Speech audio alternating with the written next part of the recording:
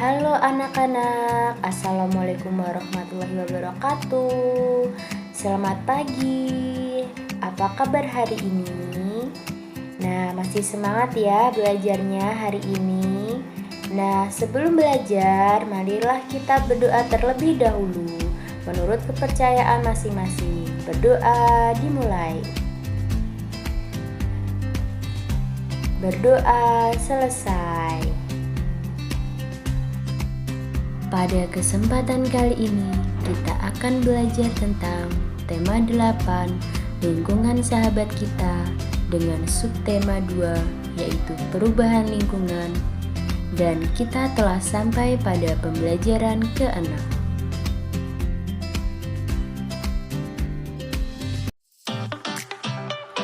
Budaya masyarakat Indonesia beragam. Keragaman budaya itu berkaitan erat dengan lingkungan setiap daerah. Salah satu budaya itu adalah tarian. Tarian setiap daerah mempunyai ciri khasnya sendiri. Ayo kita pelajari. Pola lantai karya tari. Dengan adanya berbagai macam bentuk tarian, bentuk pola lantainya pun berbeda-beda. Bentuk pola lantai tarian yang satu berbeda dengan tarian yang lain. Sedangkan bentuknya yang berbeda, terdapat pola lantai yang mempunyai maksud dan ada juga yang tidak memiliki makna. Pola lantai yang mempunyai maksud lebih banyak ada di dalam tarian klasik yang terdapat di Keraton Surakarta dan Yogyakarta. Namun demikian, tidak menutup kemungkinan jika pola lantai dalam tari kreasi baru dan tari rakyat juga mempunyai maksud. Pola lantai yang berbentuk garis horizontal pada tari jaran kepang tidak mempunyai maksud apapun. Sebaliknya, dengan pola lantai yang terdapat pada tari bedaya mempunyai maksud tersebut. Ada satu pola lantai pada tari bedaya yang dikenal dengan nama rakit lajur. Pola lantai rakit lajur bermaksud menggambarkan 5 unsur yang ada pada diri manusia, yaitu cahaya, rasa, sukma, nafsu, dan perilaku. Anak-anak sekalian, keragaman di suatu daerah merupakan salah satu budaya yang harus dilestarikan sebagai generasi penerus muda. Kita harus mencintai dan melestarikan budaya bangsa seperti yang ditujukan pada bacaan berikut ini.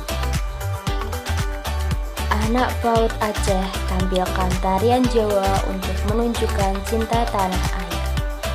Yayasan Sukma Bangsa Biuran di Aceh menggelar lomba seni tari kreasi Nusantara. Lomba ini diikuti oleh 9 grup tari dari pendidikan anak usia dini di Kabupaten Biuran. Anak-anak dari PAUD tampil lucu dengan seragam unik. Penampilan mereka benar-benar menyedot perhatian ratusan pengunjung. Kebanyakan peserta lomba menampilkan tari dari Aceh. Di antara peserta ada yang menampilkan tari ranut, bunga jumpo, dan tari pukat. Namun, ada pula beberapa peserta menampilkan seni tari dari provinsi di Indonesia. Salah satunya di antaranya yakni Pautun Sri Lanang. Anak-anak dari Pautun Sri Lanang menyuguhkan tari cublak-cublak suwong dari Jawa. 7 anak laki-laki menyajikan tarian. Mereka mengenakan kostum yang sederhana. Namun, gaya kocak anak-anak dalam penampilan tarian berhasil memukau para penonton. Kita ingin menampilkan sajian yang berbeda. Kita juga ingin menunjukkan kebinekaan tari di Indonesia, kata Ibu Surya Murni, pendidik pada PAUD Tun Sri Lanang. Menurut Ibu Suri Murni, anak usia PAUD seharusnya dikenalkan dengan keragaman suku bangsa agar bisa melestarikan kelak. Tanpa mengesampingkan kearifan lokal, sewajarnya anak-anak ditanamkan rasa cinta tanah air dengan aneka ragam suku dan budaya yang ada di Indonesia. Tambah Ibu Suryani. Lomba seni tari kreasi anak-anak PAUD merupakan pendekatan dasar agar anak cinta budaya bangsanya. semoga ke depan banyak pihak yang menyelenggarakan acara lomba tari agar mendukung upaya mewarisi budaya-budaya Nusantara. Acara lomba tari sekaligus sebagai ajang kreativitas anak usia dini agar tampil percaya diri di hadapan banyak orang.